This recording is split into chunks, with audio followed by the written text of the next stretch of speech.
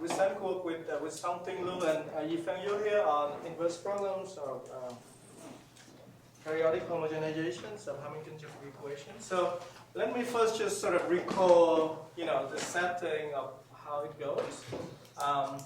The setting, this was done in the 80s. So I have the equations.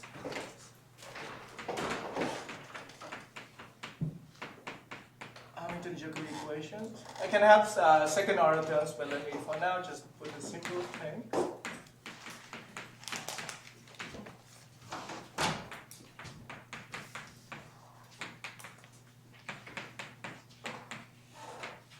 And for the Hamiltonians, I have two conditions. Basically, it's a simple setting, periodic.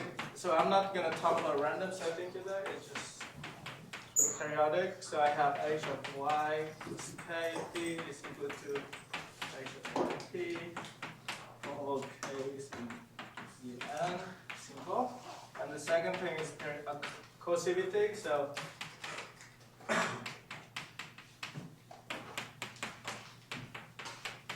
uniformly in y. So it was proved by Lyons, Papanicolaou, and Varadan in the 80s that U epsilon converge to U locally uniformly, and U satisfy a homogenized or an effective equation saying that ut plus h bar du equal to 0. And the same initial condition. So, like in the morning, you have an effective equation to solve to find the h bar, and so similarly in this setting, I have the cell problems to find h bar. So cell problems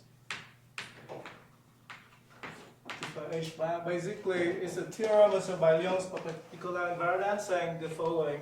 So for every p in Rn, there exists a unit constant in R, which is going to be denoted by h bar of p, such that the ergodic problems or the cell problem h of y p plus dv y equals to h bar of p, which is this unit constant, has a periodic solutions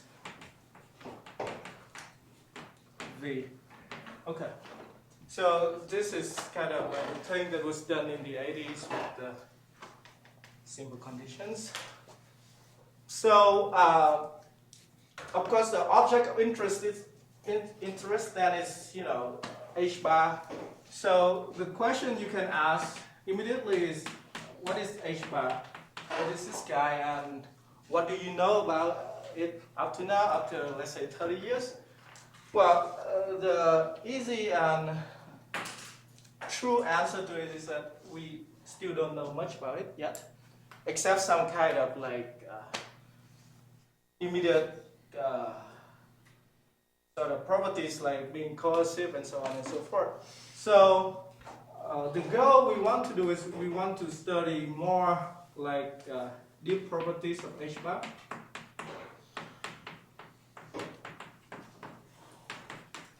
I mean, both in the sense of, like qualitatively and quantitatively.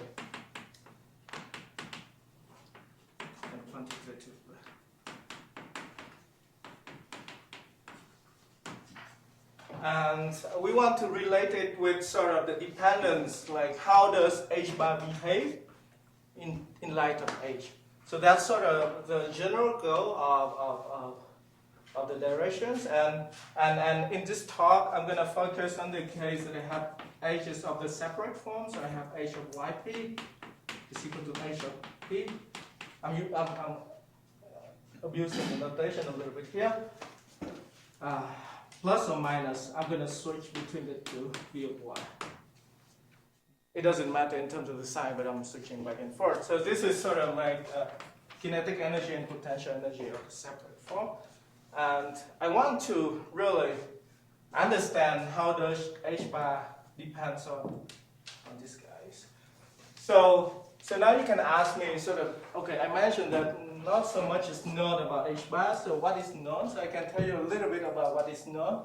For example, let me give you some examples about what is known. So for example, if I take a classical mechanics Hamiltonian sort of thing, okay, I'm going to use minus v of y here.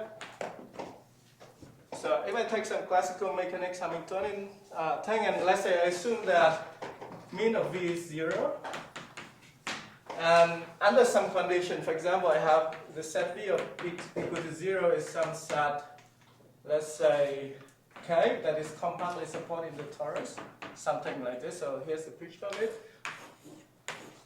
So I have this is the cells, and the set v equal to 0 is something compactly supported in here. For example, under this sort of condition, Marie Concordia proved that in the 90s, she proves that actually that H bar has a flat part.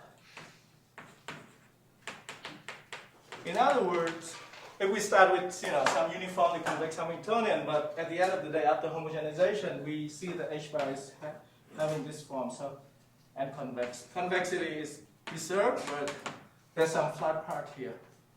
Okay. This is not always true.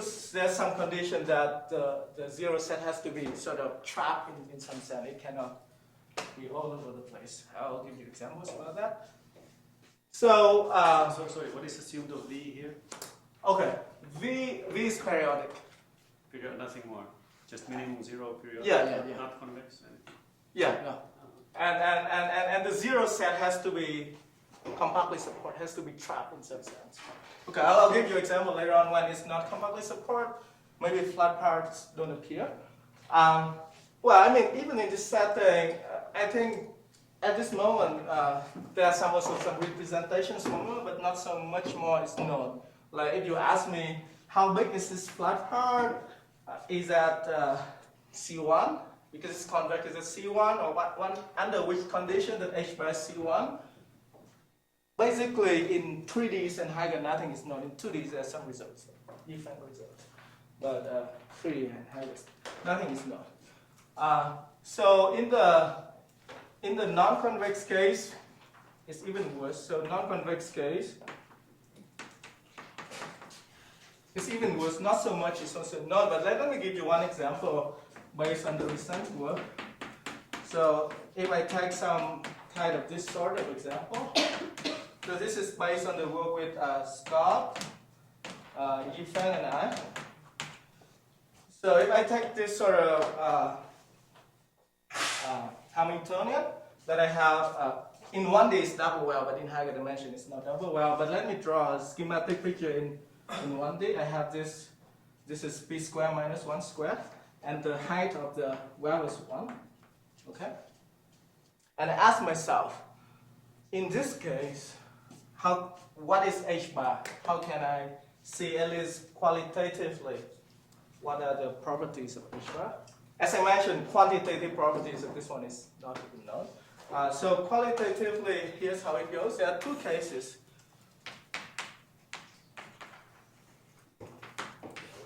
The first case is when let's say the minimum of V is always 0.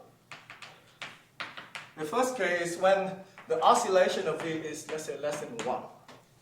So I have small oscillation of the potential. So now you can imagine the problem like some sort of game, like the following. I have kinetic energy of this sort, and potential energy, because it's minus V, so it's negative. So it has some sort of negative kind of like power to do things. And what it does to this Hamiltonian is the following. At this two minimum point, the potential energy cannot do anything more. So it has to keep the 2 points like this. But at the nearby points, the potential energy has a negative power to pull things down. So it's going to pull things down to this level. Also, the similar things happen here, that it has sort of negative powers to pull things down here. So the effective Hamiltonian is going to be like this. I have 0 here, 0 here. So it's sort of pulling things nearby down. Okay? At this peak of the, at this peak, because one of the things is that the height of the wave is 1, while I have the oscillation of the potential energy is less than 1, so it cannot pull the things all the way down to here. Similarly, from here I cannot go to the peak here and go the other way.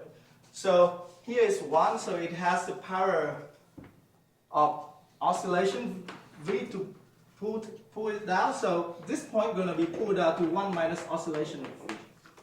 Okay? So this is going to be the height, now going to be 1 minus oscillation of V. And it turns out that my effective Hamiltonian is of this form. So this is actually proved in the paper with Scott and Giffen, but we can sort of imagine it as a game.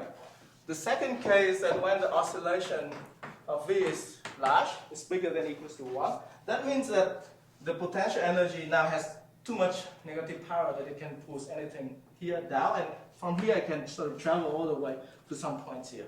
So in this case, it's going to pull everything down, so I have effective Hamiltonian is of this form. So it pulls everything down. So this is in any dimension. In any dimension, yeah. And you really mean that it's linear, or is that just? No, it's just for, yeah, it's growing up. It's convex. Is convex and growing up. So this was done for stochastic homogenization because of the loss of convexity. But in general, when we have some situation of the kinetic energy of this sort, and when the oscillation of V is very small, it's easy to be done because it's going to be localized like this. When the oscillation of V is super big, it's also easy. It's going to be convex everywhere. Now, when the oscillation is of the middle sort of so when the oscillation is of the medium side, this is hard.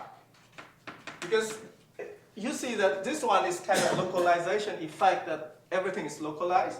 This is non-local effect that the potential energy has so much power. And when in the general case, in any dimension, it's hard because the oscillation is sort of the medium power that it can pull things here and there down, and we haven't been able to understand it yet because it's like it involves topology or complication. So I think this is also one of the reasons why the non-convex case in general for stochastic homogenization is still open. I mean, that's my view. Okay, so I just want to demonstrate to you like 2 examples to see that how things are, how H bar is being affected in terms of the potential. You see, potential energy has some sort of power here, and the way it involves in the problem is sort of complicated. So that sort of leads us to some kind of interesting, question that we want to study, and it's just the beginning of the story in the sense that I think the problem itself is new, and we haven't been able to get that much that we want, but I want to tell you what we got up to now. So you see that H bar and V has some relation based on the examples over there. So now I want to raise an inverse problem of interest that I'm interested in is of the following form. So let's say I have 2 different potential energies. So I have the same kinetic energy. I vary the potential energy, so I have 2 Hamiltonians. Okay, now I'm going to use plus. I have the second Hamiltonian is HP plus V2 of Y. So everything is periodic. So this one homogenized, I have H1 bar. This one homogenized, I have H2 bar. So my question is now, if in the limit I have the 2 guys are the same, the homogenized problem, I see the same thing, then the question I want to ask is that, what are the relation between V1 and V2? How can I see such a relation? How can I address such a relation? And of course, now, if you ask me that can I expect V1 equals to V2, then of course no, because, of course, I need to mention 2 things that are obvious. That if V2 is a translation of V1, of course it's the same thing. Right? So if V2 Y is equal to V1 or y plus some fixed point, then I see the same thing. Or if v2 of y is v1 of y over k for some natural number, I see the same thing. Okay. So I mean, this example is like if this is v1 and I rescale v1 to be of this two sort. So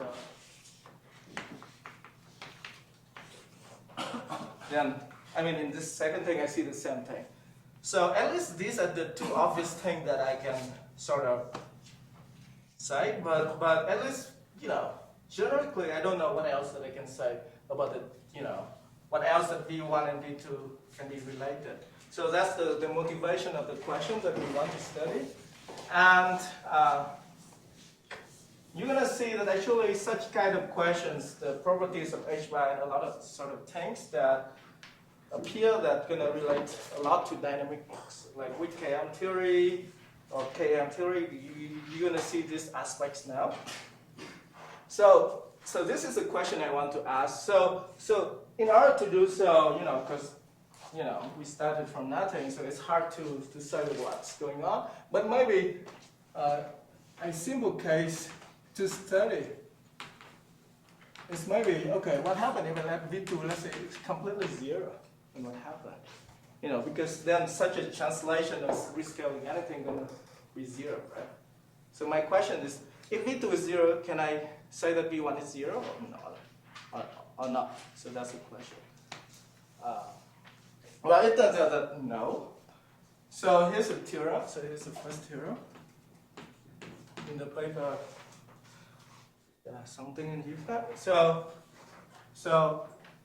if there exists a P naught in Rn such that H is differentiable at P naught,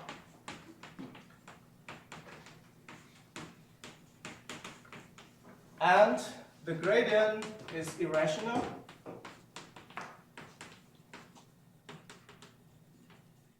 irrational here means that DHP dot with any vector is not zero for any integer vector. So if I have this condition, then I do have that V1 is equal to zero. Okay?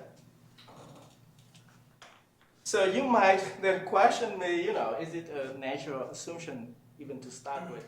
And the second claim that this is optimal. In other words, this irrationality is needed that, you know, we need to address. Well, I'm not going to give you a proof of this, but in principle, you can think about the problem this way. I'm going to give you the intuition. When there's no y dependence, then the characteristic of this problem is straight line. I don't understand the hypothesis of the theorem. If there exists a point that the gradient is irrational, Yeah. then I have... You're also assuming that h bar equals h. Yeah. This, yeah. Okay. So if h bar equals So if h bar 1 equals to h bar 2, and in this case it's just h because v2 is 1. Zero, yeah. Okay. That's 0, yeah. So there's not even in H1, just if H2 bar equals H, and if there is some P naught. Okay. Yeah. That the gradient is irrational, then the other potential has to be 0. So this is optimal. Okay, again, I'm not going to give you a proof, but the idea is sort of, okay, sort of. I'm not saying that it is simple, but sort of. You remember that I don't assume any convexity here, so we need to tweak it, you know, sort of like to make it work in the proof. I just assume coercivity. But because V2 is 0, so the characteristic of this... It's not H bar 2 now, it's just H and H bar 1. This is just H, yeah. The characteristic of this one is straight line, right? So when I assume irrationality, you know, so in terms of dynamics, if I take the vectors T dot D H of P naught, and I let T runs, T goes to infinity, this one going to be dense on the torus. And being dense means that I am able to see sort of densely the torus. So if I'm able to see densely the torus, if V1 is not 0, then it's going to be a problem. That's why it has to be 0. Okay. So that's the idea of the proof. So I just said D H P naught is dense in the torus. Okay. Now let me give you one counterexample saying that if the gradient is always rational, then I might end up with contradiction. So example, let me take H. Okay, let's just in 2D, just to make things simple. I take H of P is nothing but max of P1 and P2. Okay. Now let me take V1 to be also always greater than or equals to 0, like what Timo asked. So V1 can be anything. And let's say the set where V1 is 0 is the boundary of the unit cell. So in other words, V1 is greater than 0 inside and is 0 on the boundary. Okay? Then in this case, I'm going to have H bar 1 is always equals to H. So you see that the region inside is being clubbed. Things doesn't see the things inside. Why? Well, maybe I need to put the minus side. Okay. Okay, let's say in this case, less than or equal to 0. Taking things. So inside here, V1 is less than 0. Okay, why does this thing happen? You can see that in this case, the Hamiltonian is not differentiable at the corners, but at the points where it's differentiable, the gradient just going to be fall into the set of plus minus 1, 0, 0, plus minus 1. And magically, well, not magically, but that's how we do it. This sort of direction agrees with the directions that V is equal to 0. So the characteristic and things just need to be running, on the boundary. And here V1 is always equal to 0, so the thing inside is being clubbed. So you see that the thing I mentioned at the beginning of the condition that Marie Concordia put is kind of like intuitive. So things are being trapped here. The thing, the set when V is equal to 0 is not being trapped, so it can run everywhere. So see the thing. Okay. Now, so that's sort of the simple case where we test the wire, let's say. We try to see how things go. So now, of course, the full case that we want to do, okay, let me even reduce more. Let's say HP is equal to 1/2 of P squared. Okay, just classical kinetic energy. But here I have V1 and V2 are not 0. Then I'm going to ask the same question. H bar of 1 equals to H bar of 2 implies what about V1 and V2? So let me tell you immediately the thing that we want to aim at. So you can see that you're with me. So the conjecture we want to show is that the distributions of V1 and V2 are the same.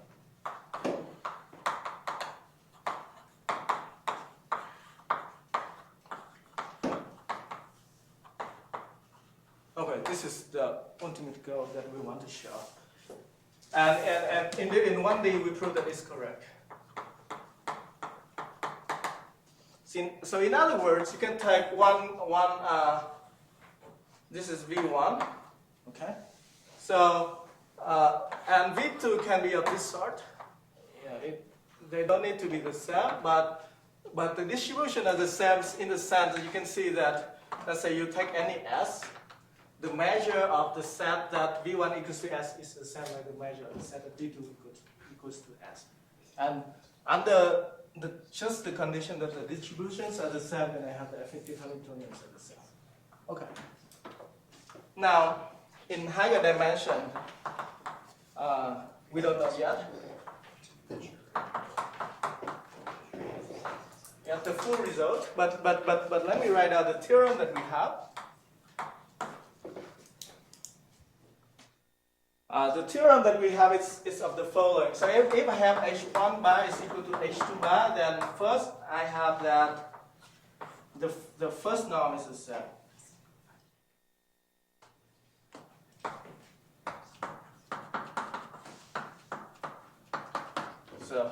let's say L1 norm is a set. We can normalize to have things greater than or equal to 0. So L1 norm is a set. So the second thing we can prove is that under some restrictive condition, so under a restrictive condition, I'm going to mention that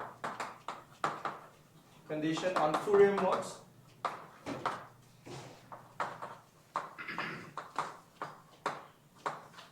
We can prove that L2 norms are the same.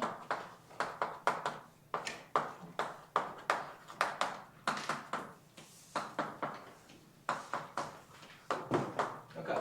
What we want to prove is that any, let's say LP or LN norms are the same, but it's a little bit harder to know because the thing about Fourier series and Fourier modes are more, natural for L2.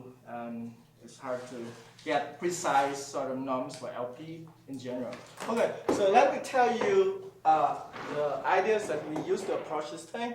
Probably let me give you some sketch of the proof of how we do that. And so, by the way, I didn't mention the viscous case when I have the Laplacian. So in the viscous case, we can also arrive at the similar things that the L1 and L2 norms are the same, but there is optimal. In other words, we cannot prove any other LP's norm are the same, and it's based on some other deep connections with KdV equations that probably I don't have time to mention it today. But the viscous case is completely of different nature, and it's related to the Hill operators and a lot of other things.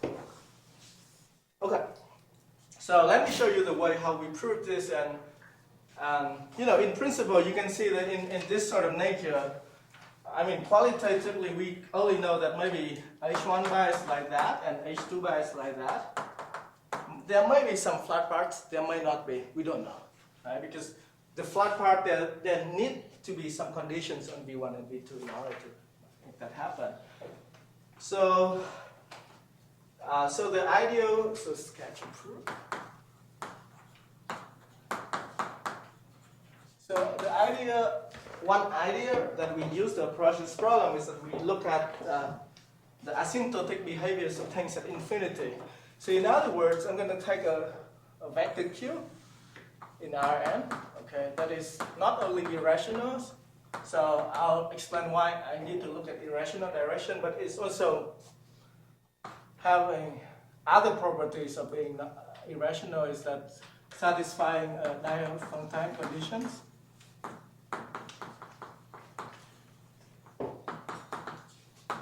So I'm going to connect to Km theory now.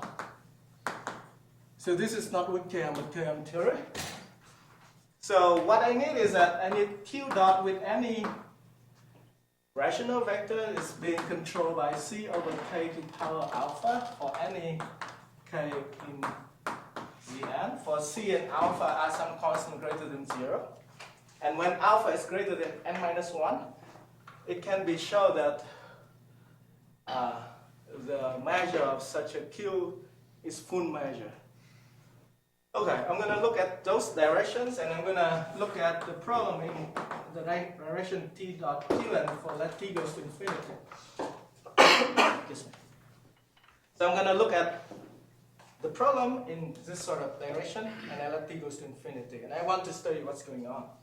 So let me write out the PDE. So at t dot q, I have 1/2 tq plus dv, let's say dv1 of y square plus v1 of y equals to h1 bar at tq. So at the directions like that, I have that. So I'm going to divide everything by t squared now, just to make it becoming a perturbative sort of problem. This is equivalent to 1/2 q plus 1 over t dv1 square plus 1 over t square v1 of y is equal to 1 over t square h1 of t. Okay? So you see that the problem becomes perturbative in the sense that because t is going to be big, so this one is going to be small, so it becomes a perturbative problem. So I can let's say epsilon equals to 1 over t square. Then let me write down again the PD I have. you can see it now that.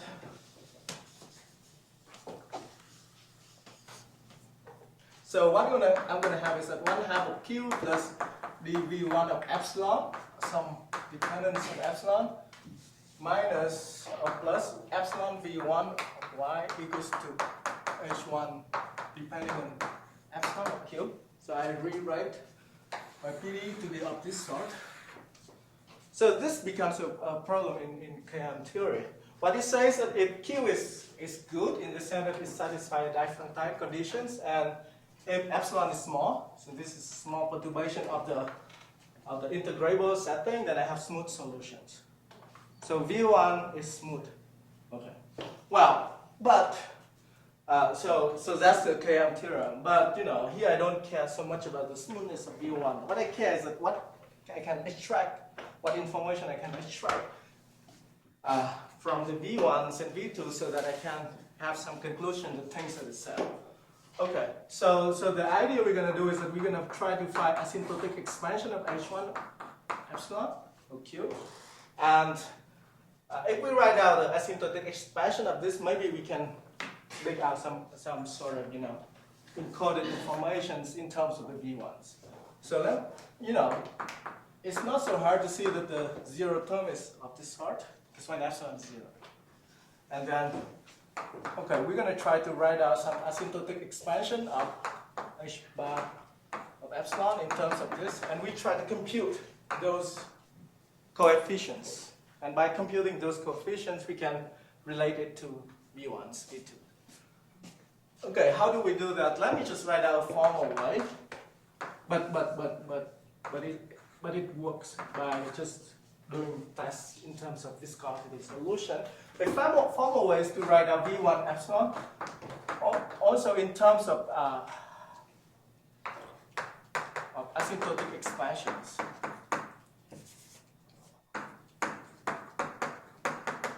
So let me write out things in terms of asymptotic expansion and put it back into my PDE.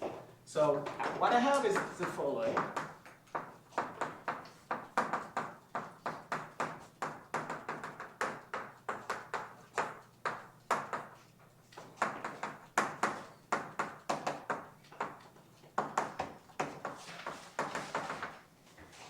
So you see that I have two asymptotic expansions, so I can match the coefficients. And from here I have infinitely many sort of relations in terms of the Fourier's, in terms of the asymptotic expansions. And by using them, I can dig out information. So up to now, what we can do is we can only use the first two terms in the asymptotic expansion, because it becomes more and more complicated, and we haven't been able to do that.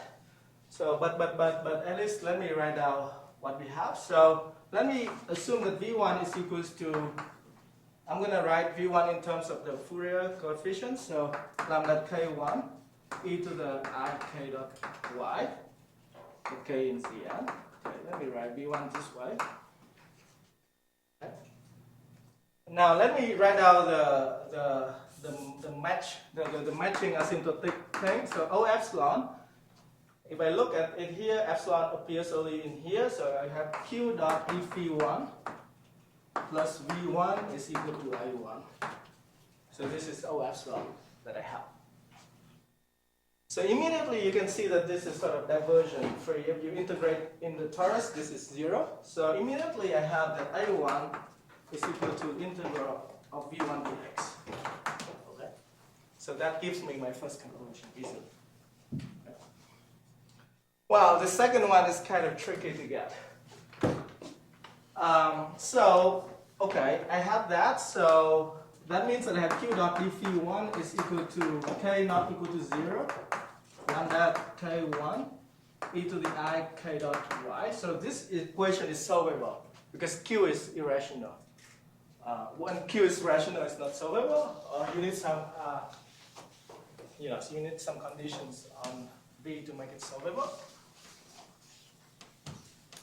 So I can solve that equation, and I can easily write out dV1 of y is nothing but summation of k not equal to 0, lambda k1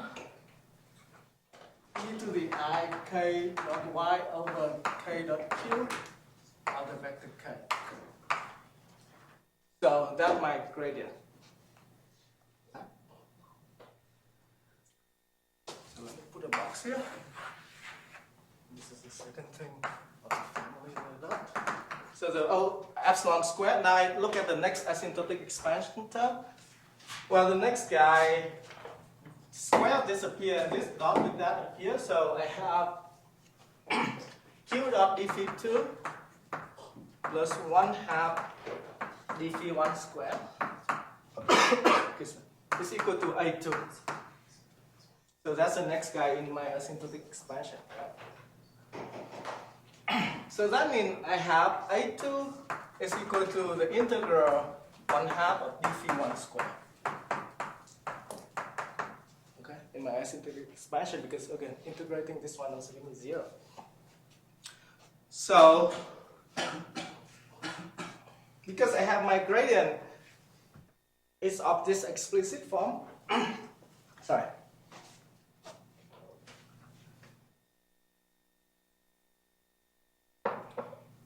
So I can write it down explicitly, which is equals to 1/2. Correct me if I'm wrong, but I think it's something like that. Lambda k1 square, k square over k dot q square. So I have that thing.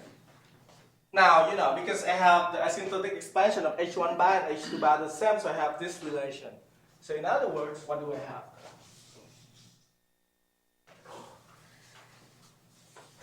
In other words, what I end up with is, if lambda k1 is a Fourier series of Fourier mode of v1, a series of v1, lambda k2 is the Fourier coefficient of v2, then I end up with summation of k not equal to 0 of lambda k1 square, k square over k dot q square is equal to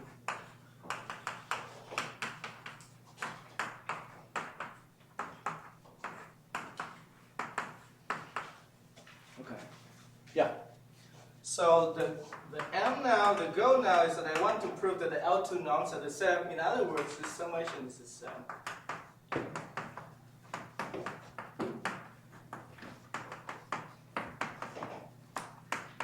Okay, that's what I need to prove. So at least it's not very evident for us how we proceed from here to here. And in fact, we start from many times and met some errors, or many errors. And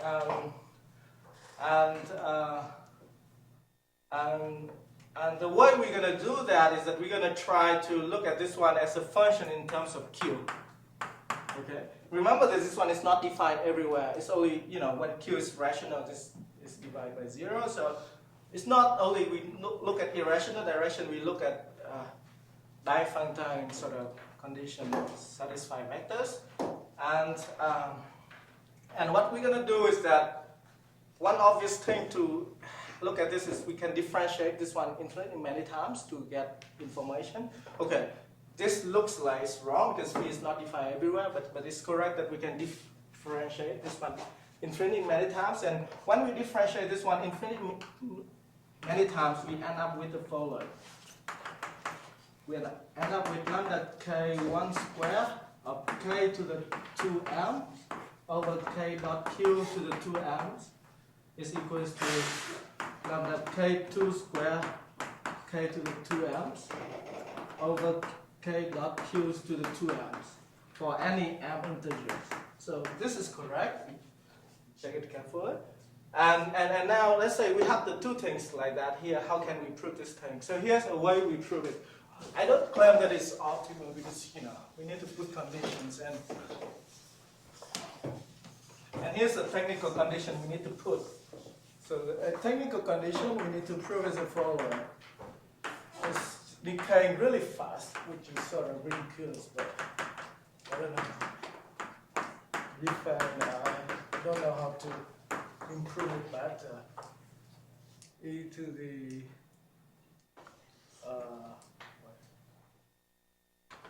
let me check.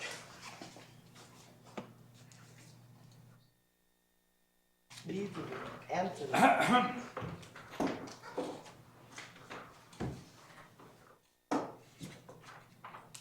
Yeah, e to the k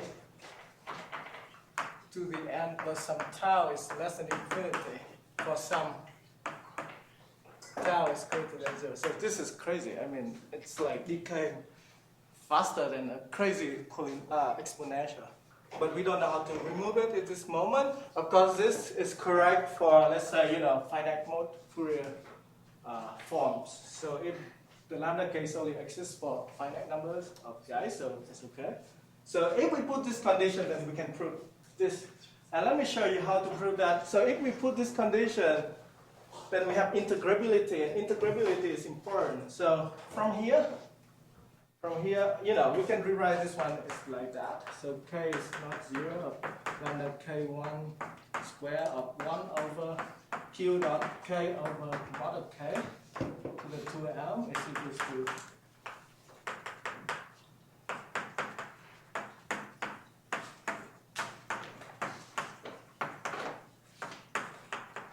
so from this, and with this condition, we can sum up the things.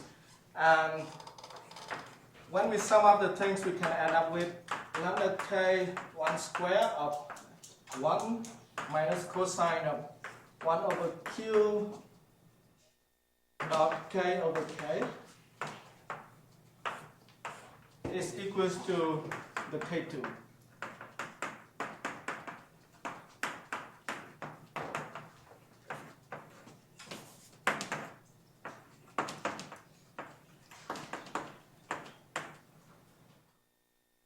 So again, the condition we put so that we can sum up the thing in the series, and we end up with this, and this is sort of nearly done because you can see that even though the vector k of k is different, but it's a unit vector, so if we integrate this one with respect to q, we are done. So the fact is that integral in the ball b1 of 1 minus cosine of 1 over q dot k over k dq. This one is of course constant, so independent of k. Because k of k is just one direction, you see? So, this is just a rotation of things, so it doesn't matter. So we integrate with respect to q, and we have this one is a constant, so we prove that the L2 norms are the same. So that's just the beginning of the story that I wanted to tell you. Even in the finite Fourier mode, we expect to prove that any LP norms of V1 and V2 are the same. We haven't been able to do that. Probably it's because of the nature of the Fourier sort of coefficient sort of things. And secondly, you see that in Rn, we haven't used all of the information. The flat part, we haven't used it. We only use the asymptotic expansion in each of the direction t dot q for irrational q. And, so that we use the information at large. We haven't used the information sort of for any bounded Q. So I don't know. That's what we want, expect. And again, in the viscous case, getting L1 norms and L2 norms are the same is optimal because of the KdV nature that Charlie Pfefferman proved that we cannot get any other LP norms of the same. And also, a lot of other related problems like Thorne propagations or some sort of like that, we haven't been able to do that. Okay, let me stop now. Thank you.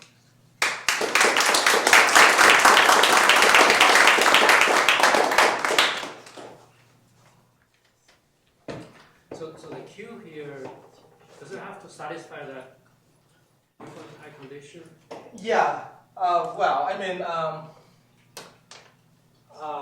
so we use the fact that when alpha is greater than n minus 1, the measure of such a Q is the full measure, because then we need to use that in order to go from here to here.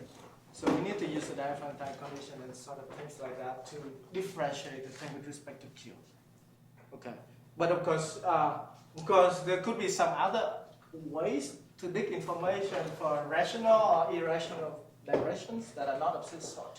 So we are also wasting information here. We don't look at all the things. But we don't know how to do that at this point. And also we don't know how to use the information near zero, near the flat part, and so on and so forth. We are wasting a lot of information. Can you also improve this even for 1D? Oh, 1D is confirmed. 1D we don't need to put any condition in 1D. Actually, in the paper we have a lot of deeper analysis for 1D. 1D we prove that if HP is something like strictly coercive in some sense, strictly superlinear. We define something like strictly superlinear, some conditions. Then we prove that if H bar equals to H1 bar equals to H2 bar implies that the distribution of V1 and V2 have the same distribution. And also we prove the other way around is that if H is quasi-convex, V1 and V2 have the same distribution, imply that H1 bar equals to H2 bar. And then also we define some sort of other things like looking at not only this but looking at any kinetic energies. So 1D is for the inviscid case is completely solved. For the viscous case, there are also a lot of things that we haven't been able to do, and it's related again to KDV and some smoothness issue that's getting higher.